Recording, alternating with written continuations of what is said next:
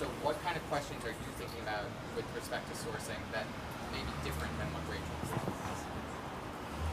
You could jump in here too. So sourcing locally for beer ingredients is much more difficult. So she's actually growing her grapes on her land in Virginia. So she is essentially entirely local. But when it comes to buying hops and also buying grain and brewers' grains and things like that, this is not a big grain growing region. And so we do have to source grain and malt from other areas. I think where we're focused on using local ingredients is all the sugars that you can add to the beer. Our brewer, Nathan, he's a beekeeper as well, and so he's going to be using a lot of his own honey in a lot of our beers. We've worked with a local forager who's foraged fresh herbs in the area, and we use that in our very first beer that we released in July called Brimstone and Clover. So it's really, it's the touch points, it's the spices, it's the little bit of added sugars, it's a little bit of, so those ingredients beyond the four major ingredients, the water, malt, hops, and yeast, that are really going to tie us specifically, and I know Dave does the same thing, to the local region. I'd add to that there are some local hop growers up in places like Frederick. We're actually talking to a hop grower up in Frederick, but the reality of it is that when we brew a batch, we use so much volume of hops that there's nobody on a small farm in Virginia or in Maryland who can provide enough that we can constantly source that and have it be something that we can consistently get that inventory from them. So that's a huge challenge for us. We can get locally grown hops. We have friends who are chefs who have hop gardens in their backyards, and they're like, hey, I want a cask of your double IPA, but I've got some hops you can throw in that cask and make it really special for me. And it's like, yeah, I can do that, but that's going to be all your hops for the year. And if you want it just to be in one cask, we can do that. But the reality is there's some companies down in Virginia that are working on doing maltsters, as it is, people who basically take grain off of the out of the farm and then roast it in order to basically they douse it in water. Really kind of 101 of it. They douse it in water. Cliff Notes is they douse it in water in order to get the sugars ready to be used in the brewing process, and then they roast it in order to get different colors and different flavor profiles out of it. We'd love to source a lot more locally. We've actually recently released our last batch of lime basil saison. We got that the basil from Danielle. She doesn't carry limes though because they're not made in the Chesapeake. Unfortunately, no bananas either. No bananas, no citrus. Yeah, no avocados either. You have to go to Safeway or Whole Foods for that. Are you talking to Copper Fox for their malts? We've talked to them. They're still figuring it out. Copper Fox is a local whiskey distiller that also is doing some of their own malting. But right now they're still in the very preliminary stages. So what's really cool is Copper Fox is a local distillery, and they've actually set up a malting project, and it's actually a very traditional, very old school way of actually producing malt, where they've actually created a malting floor, which is a ventilated floor where they spread all the malt out, and they have heat coming up through the ventilated floor to dry it out, and then they rake the grain back and forth. It's extremely labor intensive. It's back-breaking work, but these guys are really malt is so important in their business as distillers, and they're so committed to their product that they're willing to start malting their own grain, and as brewers, taking part in that is really special, especially given their commitment to really go back to the very old school ways of producing malt. It's really cool. We're excited. Do you think that there will be more people growing hops and barley in the DC, Maryland, Virginia area? There's no way that you could grow barley and hops on the scale to produce the volume that you would need for even a small brew pub like us versus a production brewery like Dave. It's a tremendous amount of product that you need. So we don't have enough acreage or climate. Yeah. But do you think that you could actually grow it, but it would be too expensive to grow? It couldn't be your primary.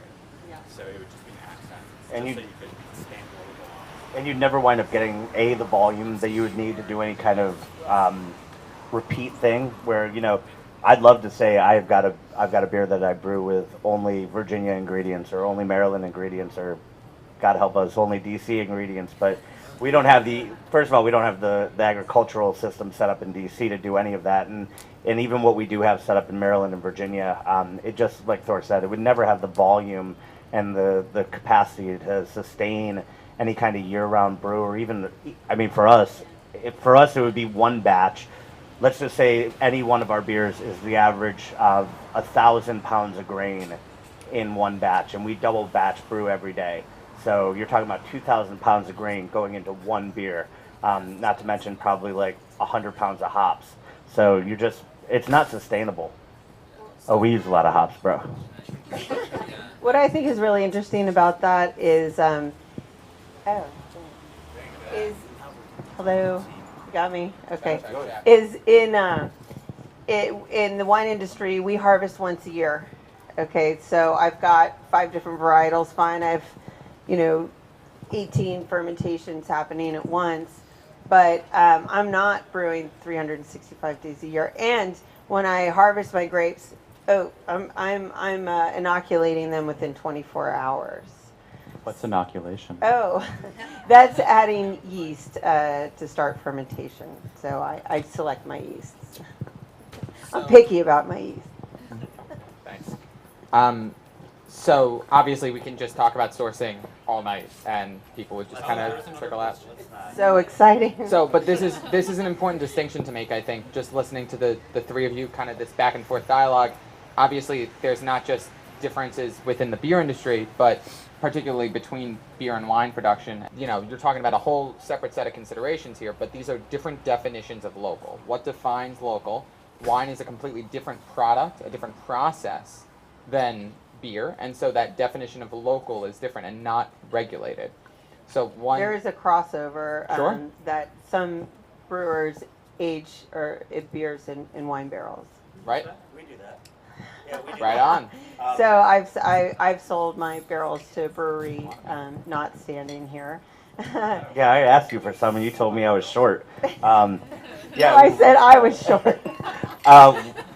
Speaking of what Rachel's talking about, there is a movement where a lot of breweries are aging their stuff, be it in bourbon barrels. We're using some local stuff from Catoctin Creek. We've got some wine barrels that we've aged our saison in. If you've got the Harvester of Sorrow, that was a saison that we aged in red wine barrel for about 8 months. Turned out awesome. We still got a couple kegs of that sitting around. But there is a big difference between local as a winery goes and local as a brewery goes. Winery is all based on where your grapes are, and I believe that's called terroir. And with a brewery, I think what makes us local is where you make the beer. Because aside from maybe some mythical place out west, nobody's really locally sourcing all of their grains. So local, as I read it as far as breweries go, is where you brew, where you make the product, where you craft your product. And that's why we're in DC, and we are a local DC brewery as opposed to being a Maryland or Virginia brewery. It applies differently to the different industries. Definitely, it applies differently. One thing that does link all the DC breweries together is our water source, because we're all sourcing the city water. And believe it or not, the DC water is great for brewing. There's a lot of minerals in it. So with some breweries, they'll go so far as to strip their water completely of all of its contents and then rebuild it, adding minerals and salts to it to get the proper, so they can achieve the proper pH levels and things like that. And that really does affect the finished beer dramatically. I mean, that's why IPAs are so prevalent these days, is because there was this place called Burton in England that had this mineral content in their water that was so high, their beers actually tasted a lot better than other beers that were using softer waters, and so their beers became famous all over the world because of that. So DC, we are very, very lucky to have a water source that's very high in minerals. The only filtration that we're doing for the brewing process is we're just a carbon filter to get out the chlorine. The rest of it, we want it all in there. Maybe you can talk a little bit about what that craft definition means and the differences between in all aspects, you know, what it means to be a microbrewery versus what it means to be a brew pub, not just in terms of the definition itself, but how that affects your relationships with your sourcers, with your customer base, with other partners you have. So we refer to ourselves as a craft brewery, and for me, there's so many things about beer that are all just kind of, you know, what's your take, and oh, I like this and I like that. And for me, the craft is really what our passion is. That's where our passion lies, and the craft is really what drives us. You know, we want to make beers that you guys actually walk away with an impression on. I think that is the root of craft for me, is passion. And, you know, I've always looked at making beer the same way chefs probably look at making dinner. I've never been a chef. I've worked in a lot of kitchens, but I assume those guys are looking at it with a passion for putting a full product in front of you for your enjoyment. That's how we've always viewed brewing and our recipe development. The big differences between Thor and I are simply we distribute. I think is the biggest one, and I don't have a chef. We might taller. Yeah, he is taller. I'm better looking. It's cool. The beard is. this is true. Fierce. It's very fierce. We might do a little distribution, but it's gonna be like on the back of a bike. Like we'll just have a little That's dangerous. trailer. You can borrow my car. They also have this thing called Zip Car. Oh man, come on. No, we're gonna get a beach cruiser with a little trolley and a keg. You know, All right, I can see it. you know, beer on board. $250. You just got yourself a delivery vehicle. $250. Anyways, yeah. So Dave's exactly right about the whole labeling ourselves craft. I like to think of craft as everything that you produce is done with a purpose. You know, everything is very purposeful. You know, all the ingredients, all the process that goes into it. There's a real purpose for all of it, and it's to produce something unique and something, you know, artistic. Essentially, I think there's a lot of you know, the word artisanal and the word craft I think are interchangeable. One is consumable, I think, and the other you hang on your wall. The difference here being that, like, so craft beer is a definition. You know, it's a defined term, like organic. It has a brewer's association behind it that says craft wine is not the same. It's not labeled. Let me step in on the economic side here. My name is Justin Pogue. I'm the GM here at Glen's, and what we're talking about when we say craft beer or craft wine is that you know, InBev, Budweiser, Miller, Coors, the big three, they use a lot of really no provenance corn. They use a lot of rice in making mass production beer to make as much as is possible, to have it at the lowest possible controlled price point, to get as many people drunk on it as possible across the world. They're very, very successful at it. $2 Chuck. People who are buying grape juice out of the back of tanker trucks are not making craft wine.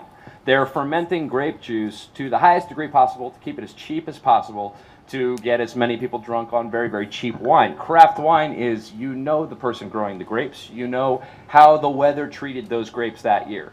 So the industries aren't so different. No, not at all. Yeah, and that was my point. Right, and with craft beer, you know, you don't have to make your production line produce 30,000 cases for this fiscal quarter of canned beer. You're not seeking to do that. You don't have the capacity to do that. But your product is of much higher quality. Thank you. Yeah, you know, right. So that's kind of a definition of terms when we talk about craft in the alcohol industry. There's an artisanal movement in liquor here in America right now. You've got your Jim Beam, and you've got craft? It is. You've got your Jim Beam, and you've got your Jack Daniels, and now all of a sudden you start to see these really artisanal copper kettle distilleries popping up left and right. And so there's a craft movement there too, just like there is with vegetables. There's a whole know your grower thing. Yeah. All right, that's it. Well said. Thank you. And we're in the business of selling craft everything here. Exactly. Thank you. Really. That's a huge point here, and that's why we're having this conversation here at Glen's, because they are carrying these products, and they are carrying not just local beer and wine, but local vegetables, local chocolates, everything else. Please go inside, and I'm going to do some shopping before I leave. But not right now. But not right now.